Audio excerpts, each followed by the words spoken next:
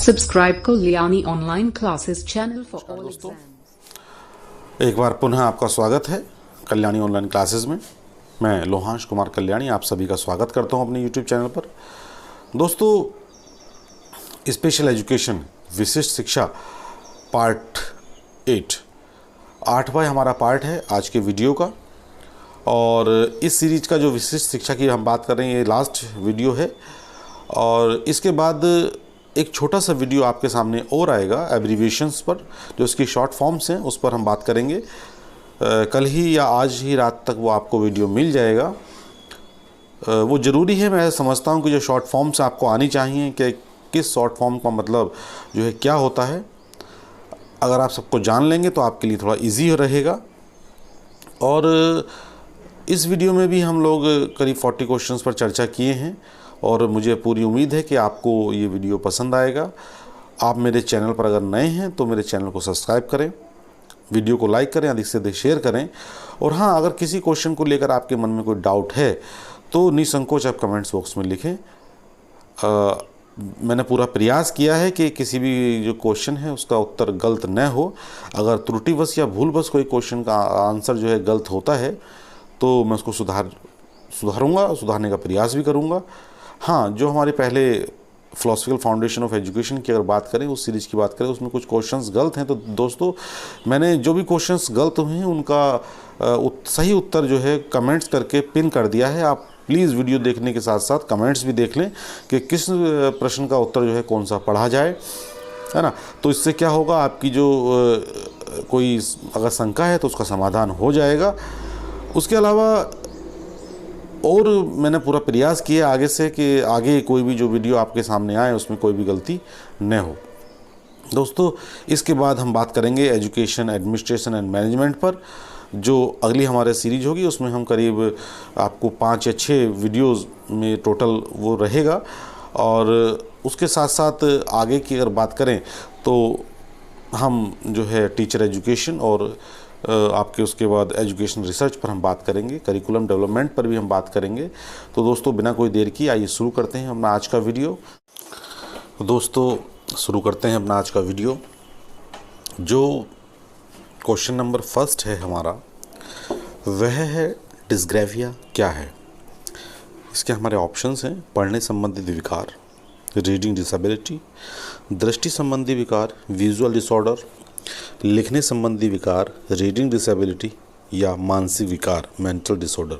तो दोस्तों, जो डिस्ग्राफिया है, डिस्ग्राफिया के बारे में पहले भी हम देख चुके हैं। तो डिस्ग्राफिया क्या है, आपका एक लेखन संबंधी विकार है, राइटिंग डिसेबिलिटी है, जिसमें बालक की जो राइटिंग है बहुत ज़्यादा गंदी होती है और बच्चा जो है बहुत इसमें गंदा लिखता है।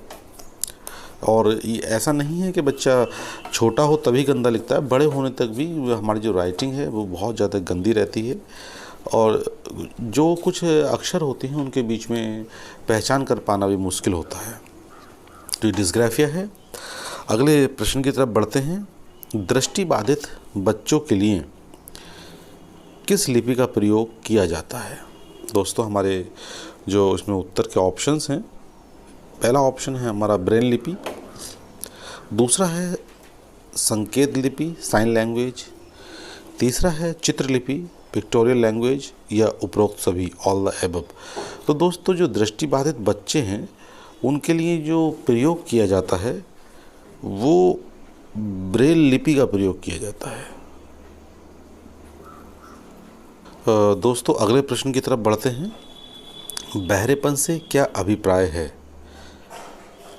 पहला ऑप्शन है 75 डेसिबल या उससे ज़्यादा श्रवण दोष, दूसरा ऑप्शन है 60 डेसिबल या इससे ज़्यादा का श्रवण दोष, थर्ड ऑप्शन है 50 डेसिबल या इससे ज़्यादा श्रवण दोष, ये और डी ऑप्शन है 22 डेसिबल या इससे ज़्यादा श्रवण दोष। तो दोस्तों, जो बहरेपन की अगर बात करें तो बहरेपन से अभिप्राय आपका है 50 डेसिबल या इससे ज़्यादा का श्रवण दोष होता है तो बहरेपन की शिकायत होती है। Hearing loss up to 50 decibel और मोर। दोस्तों, अगला प्रश्न देखते हैं। समावेशी शिक्षा का अभिप्राय है विशिष्ट बच्चों की शिक्षा, एजुकेशन फॉर स्पेशल चिल्ड्रन, असामान्य बालकों की शिक्षा, एजुकेशन फॉर एबनॉर्मल चिल्ड्रन, विशिष्ट आवश्यकता वाले व सामान्य बच्चों की एक साथ शिक्षा, education of children with special needs and normal children together, या इनमें से कोई नहीं। तो दोस्तों जो समावेशी शिक्षा है, इससे अभिप्राय है कि जो विशिष्ट बच्चे हैं और जो सामान्य बच्चे हैं उनको एक साथ शिक्षा दी जाए, मतलब एक ही छत के नीचे उनको शिक्षा दी जाए, एक ही कक्षा में, जिससे क्या हो, वो जो है अपना जो कमियां हैं, या ये कह सकते हैं जो अपने आप को हीन समझते हैं, वो अपने आप को हीन ना समझें, सबको समान रूप से जो है शिक्षा प्रदान की जाए, चाहे वो विशिष्ट बालक है चाहे वो सामान्य बालक है। अगले प्रश्न को देखते हैं। विशेष आवश्यकता वाले बच्चों में सम्मिलित नहीं हैं दृष्टिबाधित, विजुअली इम्पेयर्ड, श्रवण बाधित, हियरिंग इम्पेयर्ड, शारीरिक निशाक्त, फिजिकली हैंडीकैप्ड, या छोटे बालक। तो दोस्तों विशेष आवश्यकता वाले बालकों की अगर बात करें तो इसमें सम्मिलित जो नहीं है वो छोटे बालक सम्मिलित नहीं हैं। इसके अलावा दृष्टिबाधित, श्रवण बाधित और शारीरिक निशाक्त, ये सब जो है विशेष आवश्यकता वाले बालक होते हैं। अगला क्वेश्चन देखते हैं। एलेक्सिया है पढ़ने की अक्षमता, रीडिंग डिसेबिलिटी, लिखने की अक्षमता, राइटिंग डिसेबिलिटी, सीखने की आवश्यकता, लर्निंग डिसेबिलिटी, या सुनने की अक्षमता, हियरिंग डिसेबिलिटी। तो दोस्तों ये जो एलेक्सिया है ये पढ़ने संबंधी जो है एक रीडिंग डिसेबिलिटी है, पढ़ने की अक्षमता है। जो इससे पीड़ित होता है वो जो है चीज़ों को सही प्रकार से नहीं पढ़ पाता है। अगला क्वेश्चन देखते हैं। प्रमापीकृत परीक्षण क्यों कराए जाते हैं? हमारे ऑप्शंस हैं। मंद बुद्धि बालकों की पहचान के लिए, to identify mental retired children, प्रतिभाशाली बालकों की पहचान के लिए, टू आइडेंटिफाई गिफ्टेड चिल्ड्रन, पिछड़े बालकों की पहचान के लिए, टू आइडेंटिफाई बैकवर्ड चिल्ड्रन, और बहरे बालकों की पहचान के लिए, टू आइडेंटिफाई डीफ चिल्ड्रन।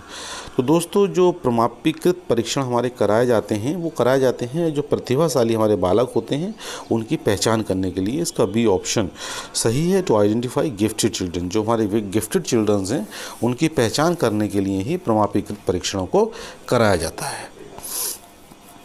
अगला क्वेश्चन देखते हैं। जड़ बुद्धि वाले बालकों की बुद्धि लब्धि कितनी होती है? दोस्तों ऑप्शंस हैं हमारे 111 से 120 के बीच, ए और बी ऑप्शन है 91 से 110 110 तक के बीच, या फिर सी ऑप्शन है 71 से 80 के बीच, और डी ऑप्शन है 71 से कम। तो दोस्तों जो जड़ बुद्धि बालक होते हैं उनकी जो बुद्धि लब्धि होती है, जिनका IQ होता है वो 71 से कम होता है। इससे भी कम होता है, इसमें लास्ट जो डिजिट दिए 71 से कम दिया है, तो 71 से कम जो डिजिट है इसकी, यही इसका सही उत्तर है। अगला क्वेश्चन देखते हैं। विशिष्ट बालकों के अंतर्गत निम्न में से कौन सा बालक आता है? पिछड़ा बालक, बैकवर्ड चाइल्ड, प्रतिभाशाली बालक, गिफ्टेड चाइल्ड, मंद बुद्धि बालक, मेंटली रिटायर्ड चाइल्ड, या इनमें सभी। देखिए दोस्तों अगर विशिष्ट बालकों की बात करें तो इसके अंदर सभी आपके आते हैं, चाहे वो पिछड़ा बालक हो, चाहे वो प्रतिभाशाली बालक हो, या चाहे वो मंद बुद्धि बालक हो। अगला क्वेश्चन देखते हैं। अपराधी बालक कौन होते हैं? हमारे ऑप्शंस हैं। जो असामाजिक कार्य करते हैं, who are doing antisocial work, जो शिक्षक के लिए सिरदर्द होते हैं, who are headache for teachers, जो कक्षा में अव्वल आते हैं, who are topper in classroom, जो समाज में रहना पसंद नहीं करते, who do not want to live in society. तो दोस्तों अपराधी बालक वे होते हैं जो असामाजिक कार्य करते हैं, एंटी सोशल वर्क करते हैं। ऑप्शन ए हमारा इसका सही है। अगला क्वेश्चन देखते हैं। आपकी कक्षा में कुछ प्रतिभाशाली बच्चे हैं, आप उन्हें कैसे पढ़ाएंगे? कक्षा में अलोंग विद क्लास, उच्च कक्षाओं के साथ along with higher classes, enrichment कार्यक्रम के जरिए बाय यूजिंग एनरिचमेंट प्रोग्राम, तब जब वे चाहें। दोस्तों अगर आपकी कक्षा में कुछ प्रतिभाशाली बालक हैं तो उनको पढ़ाने का सबसे अच्छा तरीका है एनरिचमेंट प्रोग्राम के जरिए आप उनको पढ़ा सकते हैं। अगला क्वेश्चन देखते हैं, विशिष्ट शिक्षा से संबंधित है। ये ऑप्शन है हमारा टैलेंटेड छात्रों की शिक्षा, एजुकेशन फॉर टैलेंटेड स्टूडेंट्स, निशक्त के शिक्षा कार्यक्रम, एजुकेशनल प्रोग्राम फॉर डिसेबल्ड, शिक्षकों के लिए प्रशिक्षण कार्यक्रम, ट्रेनिंग प्रोग्राम फॉर टीचर्स, और डी ऑप्शन है हमारा मंदबुद्धि बालकों के प्रशिक्षण, ट्रेनिंग प्रोग्राम फॉर रिटायर्ड। दोस्तों, जो विशिष्ट शिक्षा से संबंधित है वो है निशक्त के शिक्षा कार्यक्रम, जो एजुकेशनल प्रोग्राम फॉर डिसेबल्ड है। ये जो प्रोग्राम है ये संबंधित हैं आपके विशिष्ट शिक्षा से। दोस्तों, अगले क्वेश्चन की तरफ हम बढ़ते हैं। एक बालक 16 को 61 लिखता है और बी को डी लिखता है और वह इसमें अंतर स्पष्ट नहीं कर पाता, यह मामला है। मतलब किस चीज़ से ग्रसित है ये कह सकते हैं। 16 को 61 और बी को डी में अंतर नहीं कर पाता है और उसको इसी प्रकार लिखता है, तो किस प्रकार का मामला है। इसके ऑप्शंस हैं दृष्टिबाधित, दूसरा ऑप्शन है अधिगम अक्षमता लर्निंग डिसेबिलिटी, तीसरा आपका है मानसिक अक्षमता मेंटल इम्पेयरमेंट, और डी ऑप्शन है हमारा मानसिक मंदता। तो दोस्तों, जो ये क्वेश्चन है इसमें उत्तर इसका होगा अधिगम अक्षमता। अगर बालक ऐसा कर रहा है, अगर 16 को 61 लिख रहा है और बी को डी लिख रहा है, तो ये जो है डिस्लेक्सिया का उदाहरण है। डिस्लेक्सिया एक पठन विकार, एक कह सकते हैं एक रोग है जिसमें बालक दो शब्दों के बीच में जो है अंतर नहीं कर पाता है। अगला क्वेश्चन देखते हैं, प्रतिभाशाली होने का संकेत निम्न में से कौन सा नहीं है, या निम्न में से कौन नहीं है। विचारों की सृजनात्मकता, क्रिएटिविटी इन आइडियाज़, दूसरों के साथ लड़ना, फाइटिंग विद अदर्स, अभिव्यक्ति में अनूठापन, नॉवेल्टी इन एक्सप्रेशन, और कौतूहल क्यूरियोसिटी। दोस्तों, प्रतिभाशाली होने का संकेत अगर बात करें इसमें से वो नहीं है, वो है दूसरों के साथ झगड़ा करना या दूसरों के साथ लड़ना, फाइटिंग विद अदर्स। क्योंकि जो प्रतिभाशाली बालक होता है उसमें विचारों में सृजनात्मकता भी होती है, अभिव्यक्ति का भी उसका अपना एक अलग एक्सप्रेशन का तरीका होता है, और कौतूहल, हर चीज़ को जानने की उसकी एक अलग इच्छा शक्ति रहती है, वो हर चीज़ को जानने का प्रयास करता रहता है। अगला क्वेश्चन देखते हैं, विशिष्ट आवश्यकता शिक्षा एक प्रकार की शिक्षा है। हमारे ऑप्शंस हैं, विशिष्ट व्यक्तियों को दिया जाता है, giving to very special people. B option है हमारा, निशक्त व्यक्तियों को दिया जाता है, given to person with disabilities. बुद्धिमान व्यक्ति को दिया जाता है, प्रोवाइडेड टू इंटेलिजेंट पीपल्स। या कॉलोनी मास्टर्स द्वारा स्थापित, एस्टेब्लिश्ड बाय कॉलोनियल मास्टर्स। देखिए दोस्तों, जो विशिष्ट आवश्यकता शिक्षा का एक प्रकार की शिक्षा है। मतलब जो विशिष्ट शिक्षा है वो इस प्रकार की शिक्षा है जो किसे दी जाती है, निशक्त व्यक्तियों को दी जाती है। जो व्यक्ति किसी रूप से डिसेबल्ड होते हैं, गिफ्टेड होते हैं, उनको इस प्रकार की जो शिक्षा है वो दी जाती है। अगला क्वेश्चन देखते हैं, निम्नलिखित में से कौन बच्चों की दृष्टि संबंधित समस्याओं की ओर इंगित नहीं करता है। हमारे ऑप्शंस हैं, निर्देश ग्रहण करने में कठिनाई, difficulty in following direction, frowning, stumbling, या दूरी आकलन क्षमता, अनेबल टू एस्टिम डिस्टेंस। दोस्तों, जो दृष्टिबाधित समस्याओं की ओर इंगित नहीं करता है वो है स्टम्बलिंग। ये जो समस्या है, जैसे क्वेश्चन है हमारा, निम्नलिखित में कौन बच्चों को की दृष्टि संबंधित समस्याओं की ओर इंगित नहीं करता, तो जो स्टम्बलिंग है वो संकेत नहीं करती है। आगे अगला क्वेश्चन देखते हैं, बोली अक्षमताग्रस्त बालक को सहायता दिया जा सकता है। हमारा पहला ऑप्शन है इसमें, वर्ग में अपने विचारों को व्यक्त करने का प्रोत्साहन देकर, encouraging them to express thought in classroom. B हमारा ऑप्शन है, उन्हें शुद्ध ध्वनियों का उच्चारण करने में मदद कर, helping them to pronounce correct sound. C option है हमारा, उन्हें बोली गई अशुद्धियों को सुनने में मदद कर, हेल्पिंग हिम और her to hear his her spoken errors, और विशेषज्ञ के पास संपूर्ण मूल्यांकन के लिए भेजकर referral to specialist for complete education. तो दोस्तों जो इसका सही उत्तर है वह है वी, उन्हें शुद्ध ध्वनियों का उच्चारण करने में मदद कर, helping them to pronounce correct sound. अगर हम उन्हें जो ध्वनियों का उच्चारण है अगर सही प्रकार से देंगे और सिखाएंगे तो जो बोली अक्षमताग्रस्त बालक हैं उसको सहायता दी जा सकती है। अगला क्वेश्चन देखते हैं।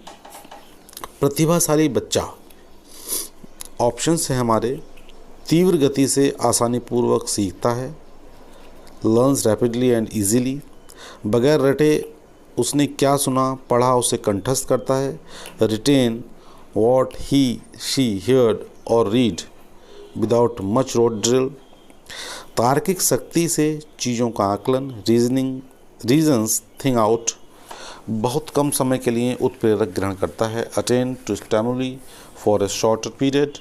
तो दोस्तों जो इसका जो प्रतिभाशाली बच्चा है उसका ऑप्शन सी सही है, जो तार्किक शक्ति से चीज़ों का आकलन करता है, तर्क के आधार पर चीज़ों को समझने का प्रयास करता है, इस प्रकार का जो बच्चा होता है। अगला प्रश्न देखते हैं। धीमी गति से सीखने वाले बच्चे जिनकी शैक्षिक उपलब्धि उसकी प्रकृति क्षमताओं से काफ़ी निम्न है कहलाते हैं। अति पिछड़ा बैकवर्ड, प्रतिभाशाली गिफ्टेड, बाल अपराधी या मंद बुद्धि। तो दोस्तों जो बच्चे होते हैं जो अपनी गति से सीखने वाले बच्चे जिनकी शैक्षिक उपलब्धि की प्रकृति अपनी क्षमताओं से निम्न होती है, ध्यान रखिएगा, तो इस प्रकार के बच्चे वो अति पिछड़े बच्चे जो बैकवर्ड चिल्ड्रन होते हैं वे कहलाते हैं। अगला क्वेश्चन देखते हैं। कम गति से सीखने वाले बच्चों की मुख्य विशेषता होती है, उनमें किसी न किसी प्रकार की अक्षमता होती है जो उनके ज्ञानार्जन व शैक्षिक उपलब्धि को प्रभावित करती है।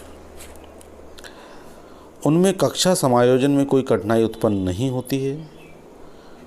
सी ऑप्शन है उसमें केवल गणित में कठिनाई होती है, और डी ऑप्शन है इनमें से कोई नहीं।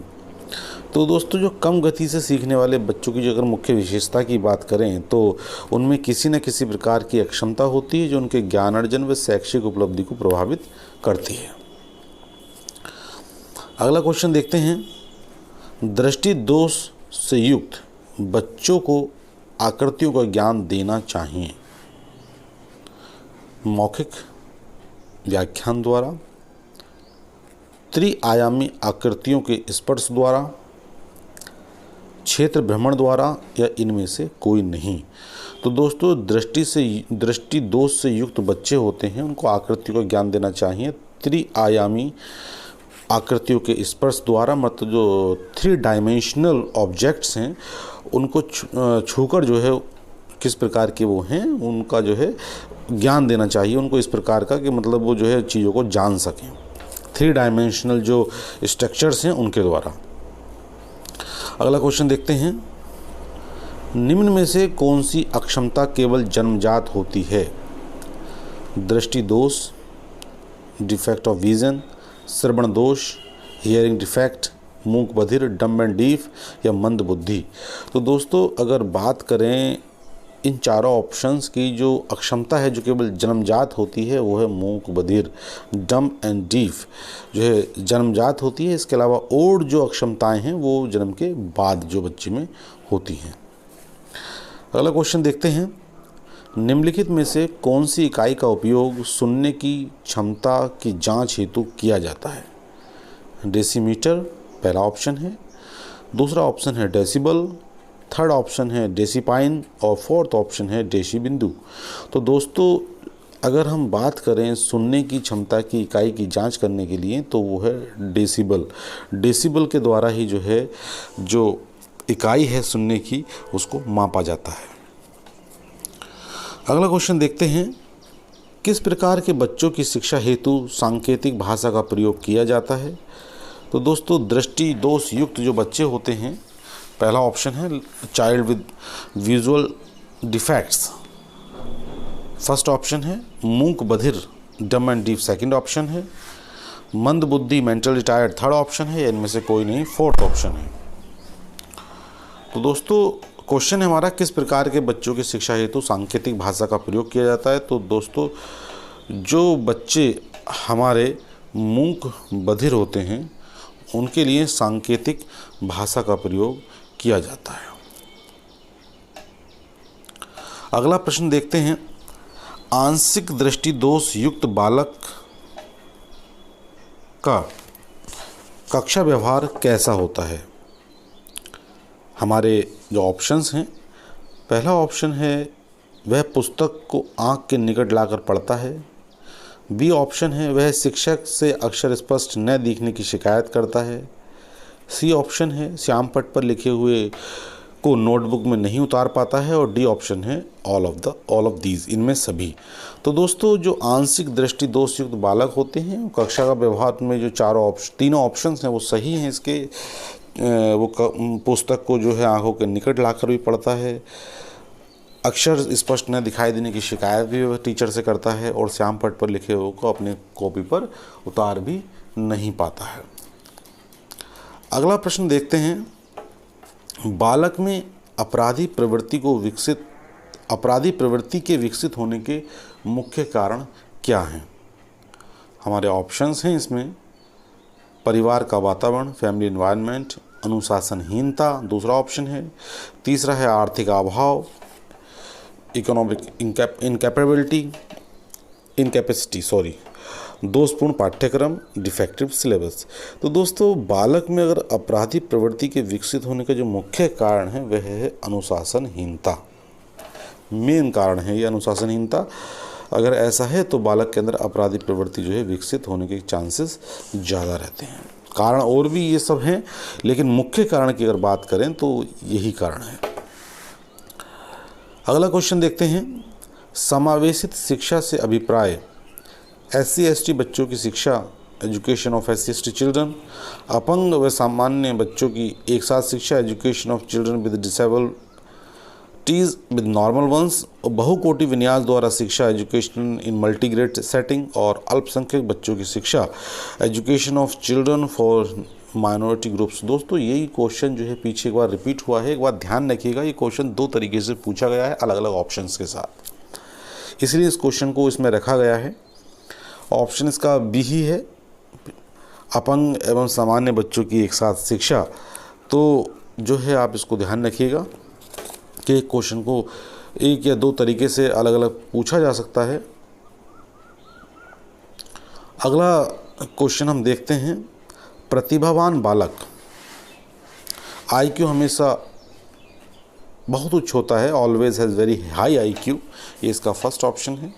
सेकंड ऑप्शन की बात करें, हमेशा एक अपवाद बच्चा है, always an exceptional child. C option है हमेशा कठिन बौद्धिक कार्य को संपन्न करता है, always perform difficult mental task. और डी ऑप्शन है हमेशा बहुत प्रश्न करता है, always ask too many questions. तो दोस्तों जो प्रतिभावान बच्चा है वो क्या करता है, उसका IQ हमेशा बहुत उच्च होता है, इसका सही उत्तर है। अगला क्वेश्चन देखते हैं, सृजन करने वाला बच्चा वह होता है, सृजन करने वाला। हमारे इसके ऑप्शंस हैं, शैक्षिक रिकॉर्ड अच्छा होता है, has a good academic record. B option है हमारा सामान्य से ऊपर IQ होता है, has IQ above normal. C option है हमारा शब्दावली बहुत जानता है, हैज़ ए लार्ज वोकेबुलरी। और डी ऑप्शन है अभिव्यक्ति में धारा प्रवाह होता है, हैज़ फ्लुएंसी इन एक्सप्रेशन। तो दोस्तों इस प्रकार की बात करें, जो सृजन करने वाला बच्चा होता है उसके लिए ये माना जाता है कि जो शब्दावली होती है उसकी बहुत अच्छी होती है, बहुत अच्छी उसकी वोकेबुलरी होती है। अगला क्वेश्चन देखते हैं, अधिगम अक्षम बच्चों में कम होता है, क्या कम होता है, विचार शक्ति में सही विवेचन, proper reasoning in thinking ability, सामाजिक समायोजन सोशल एडजस्टमेंट, गति नियंत्रण मोटर कंट्रोल, या अत्यधिक क्रियाकलाप हाइपर एक्टिविटी। दोस्तों जो अधिगम अक्षम बालकों की अगर बात करें, अधिगम अक्षम बच्चों में कम जो होता है वह होता है विचार शक्ति में सही विवेचन। ए ऑप्शन इसका सही है। Proper reasoning and thinking ability उसकी बहुत कम होती है। अगला क्वेश्चन देखते हैं। संकेत भाषा एक संपूर्ण भाषा है, प्रॉपर लैंग्वेज। बी ऑप्शन है पूर्ण लिपि है, प्रॉपर स्क्रिप्ट। सी बोली है और डी व्याकरण रहित भाषा है। तो दोस्तों संकेत भाषा एक संपूर्ण भाषा है, प्रॉपर लैंग्वेज है। नेक्स्ट क्वेश्चन देखते हैं। श्रवण बाधित बच्चों के हस्तक्षेप में निम्नलिखित में से क्या सम्मिलित है? भाषा विकास, लैंग्वेज डेवलपमेंट, पाठ्यचर्या अनुकूलन, करिकुलम एडेप्टेशन। सी ऑप्शन है अवधारणा विकास, कॉन्सेप्ट डेवलपमेंट और उपयुक्त सभी। दोस्तों जो श्रवण बाधित बच्चे होते हैं उनमें से इनमें सभी को सम्मिलित किया जाएगा, भाषा विकास को, पाठ्यचर्या अनुकूलन को और अवधारणा विकास को। ये सारी चीज़ें इसमें सम्मिलित होंगी। अगला क्वेश्चन की तरफ बढ़ते हैं। जब कोई व्यक्ति बहुसंज्ञानात्मक निषक्तता से ग्रस्त हो किंतु किसी एक पृथक कौशल में प्रवीण हो तो उसे निम्नांकित में से किसकी संज्ञा दी जाती है? दोस्तों हमारे ऑप्शंस हैं र्यूमेन संलक्षण, र्यूमेन सिंड्रोम, एस्पर्गर योग्यता, एस्पर्गर एबिलिटी, बौद्धिक विकलांगता, इंटेलेक्चुअल आइसोलेशन या सेवेंट लक्षण, सेवेंट सिंड्रोम।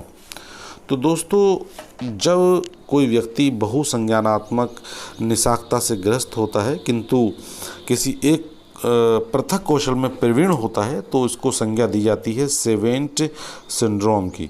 ये वो लक्षण है जिसमें जो बालक है वो बहुत जो है कई बालक कहें या व्यक्ति कहें मतलब बहुसंज्ञानात्मक निषाक्तता से ग्रस्त होता है। बहुत सी उसके अंदर कमियां होती हैं लेकिन वो कहीं ना कहीं किसी एक कौशल विशेष में मतलब एक किसी कौशल में जो है बहुत ज़्यादा अच्छा होता है, प्रवीण होता है। अगला क्वेश्चन देखते हैं। एक बच्चा जो डॉग को गॉड पढ़ता है वह किस प्रकार की अधिगम अक्षमता से ग्रस्त है? पठन दोष, लेखन दोष, डिस्ग्राफिया, गतिमन्वय दोष, डिस्प्रैक्सिया या गठन दोष, डायप्लेसिया। दोस्तों जो एक बच्चा डॉग को गॉड पढ़ता है तो ये जो है पठन दोष है, पठन दोष जिसको डिस्लेक्सिया बोलते हैं, ये वह है। अगला क्वेश्चन देखते हैं। सीखने की अक्षमता का संबंध है घटिया वातावरण सीखने में अक्षमता का कारक है, poor environment is a contributing factor to learning disability. B option है हमारा सीखने की अक्षमता का संबंध मानसिक पिछड़ेपन से है, learning disability are related to mental retardation. C option है हमारा सीखने की अक्षमता का संबंध भाव विघ्नों से है, learning disability is related to emotional disturbance. और डी ऑप्शन है हमारा सीखने की क्षमता वाले बालकों को इंद्रिय गोचर समस्या होती है। देखिए दोस्तों जो सीखने में अक्षमता का अगर संबंध की हम बात करें तो इसका जो ऑप्शन है सी वो सही है। सीखने की अक्षमता का संबंध भाव विघ्नों से होता है, मतलब learning disability is related to emotional disturbance से। अगले क्वेश्चन की तरफ बढ़ते हैं। विशेष शिक्षा कोर्सों का नियंत्रण किसके द्वारा किया जाता है? भारतीय विशेष शिक्षा परिषद, special education council of India, भारतीय पुनर्वास परिषद, रिहैबिलिटेशन काउंसिल ऑफ इंडिया, राष्ट्रीय अध्यापक शिक्षा परिषद, national council of teacher education. और डी ऑप्शन है हमारा भारतीय मेडिकल परिषद, मेडिकल काउंसिल ऑफ इंडिया। तो दोस्तों जो विशेष शिक्षा कोर्सों का अगर नियंत्रण की बात करें तो भारतीय पुनर्वास परिषद जो रिहैबिलिटेशन काउंसिल ऑफ इंडिया है इसके द्वारा इन सारे कोर्सेस का नियंत्रण किया जाता है। अगला क्वेश्चन हम देखते हैं। श्रवण दोष विद्यार्थियों को आवश्यकता होती है श्रवण प्रशिक्षण ऑडिटरी ट्रेनिंग की, भाषा प्रशिक्षण लैंग्वेज ट्रेनिंग की, वाणी प्रशिक्षण स्पीच ट्रेनिंग की, ये उपयुक्त सभी की। तो दोस्तों जो श्रवण दोष विद्यार्थियों को आवश्यकता होती है, तीनों चीज़ों की आवश्यकता होती है। ऑल द एबव इसका आंसर है, उपयुक्त सभी। श्रवण जो परीक्षण है उसकी भी उनको आवश्यकता पड़ती है, भाषा प्रशिक्षण की भी आवश्यकता पड़ती है और वाणी प्रशिक्षण की भी उनको आवश्यकता पड़ती है। अगले क्वेश्चन की तरफ बढ़ते हैं। SQR दोस्तों 3 नहीं है, ध्यान रखिएगा। SQR विधि का प्रतिपादन किसने किया? हमारे ऑप्शंस हैं Francis pleasant Robinson, second option है हमारा फ्रांसिस गाल्टन, थर्ड ऑप्शन है हमारा फ्रांसिस बेकहम, या इनमें से कोई नहीं। तो दोस्तों जो SQR विधि का प्रतिपादन किया है वो किया है फ्रांसिस प्लीजेंट रॉबिन्सन ने। ये इसका सही उत्तर है, जो फ्रांसिस प्लीजेंट रॉबिन्सन। अगले प्रश्न की तरफ बढ़ते हैं। एनॉक्सिया एक कारण है, किस चीज़ का कारण है ये देखते हैं। इसमें ऑप्शंस हमारे जो दिए हैं, पहला ऑप्शन है जन्म के समय ऑक्सीजन की कमी के कारण मानसिक बाधिता होती है, mental retardation due to deprivation of oxygen at birth. B हमारा ऑप्शन है दुर्बलता के कारण शारीरिक अक्षम बाधिता, physical disability due to weakness, जीवाणु संक्रमण के कारण, hard of hearing due to bacterial infection, और डी ऑप्शन है हमारा मनोवैज्ञानिक कारणों से वाक बाधिता, speech impairment due to psychological causes. तो दोस्तों एनॉक्सिया की बात करें तो एनॉक्सिया का जो कारण है वो आपका ए है। इसमें जन्म के समय ऑक्सीजन की जब कमी बच्चे में हो जाती है तो उससे मानसिक जो बाधिता होती है वो एनॉक्सिया कहलाती है, mental retardation due to deprivation of oxygen at birth. अगला क्वेश्चन देखते हैं।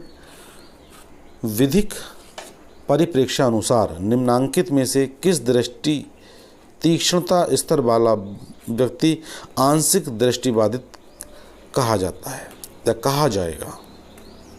इसके हमारे जो ऑप्शंस हैं 20/200 या इससे न्यून, 20/70 और 20/200 के बीच, 20/100 और 20/70 के बीच, या 20/60 या इससे न्यून। तो दोस्तों जो विधिक परिप्रेक्ष्य अनुसार, लॉ के अनुसार अगर देखें तो अगर किसी व्यक्ति की जो दृष्टि तीक्ष्णता स्तर है वो आंशिक दृष्टिबाधित जब कहा जाता है जब उसकी दृष्टि जो होती है 20/70 से 20/200 के बीच होती है। तो दोस्तों ये हमारा आज का वीडियो था और ये लास्ट कहेंगे क्वेश्चन आंसर का लास्ट वीडियो था। इसके बाद जो स्पेशल एजुकेशन पर जो एब्रीविएशन का है, जो शॉर्ट फॉर्म्स हैं, आपको 20 या 25 शॉर्ट फॉर्म्स है जो अक्सर आती हैं, तो वो मैं आपको बता दूंगा। आज ही उसका वीडियो शाम तक आएगा या कल आएगा। और उसके बाद दोस्तों अब हम बात करेंगे एजुकेशनल एडमिनिस्ट्रेशन एंड मैनेजमेंट पर। 5 से 6 वीडियो आपके इसमें रहेंगे और मुझे उम्मीद है कि ये प्रश्न जो है आपको पसंद आएंगे। अगर किसी प्रश्न में कोई शंका है तो निसंकोच आप कमेंट्स बॉक्स में नीचे लिखें। अगर मैं गलत हूं तो मैं उसको सही करने का प्रयास करूंगा। वैसे मैंने प्रयास किया है कि किसी भी जो प्रश्न है उसका उत्तर गलत न हो। अगर भूलवश या त्रुटिवश मेरे से किसी प्रश्न का उत्तर गलत हो जाता है या किसी किताब की वजह से भी अगर गलत हो जाता है तो मैं उसको सही करने का प्रयास करूंगा। और दोस्तों अगर आप मेरे चैनल पर नए हैं तो मेरे चैनल को सब्सक्राइब करना न भूलें, वीडियो को लाइक करें, अधिक से अधिक शेयर करें, ताकि जो आपके मित्र हैं, हमारे मित्र हैं, उनको अधिक से अधिक जो है इस वीडियो से फ़ायदा हो सके और वे अपने जो उन्होंने लक्ष्य बनाया है उस लक्ष्य को प्राप्त कर सकें। धन्यवाद, नमस्कार।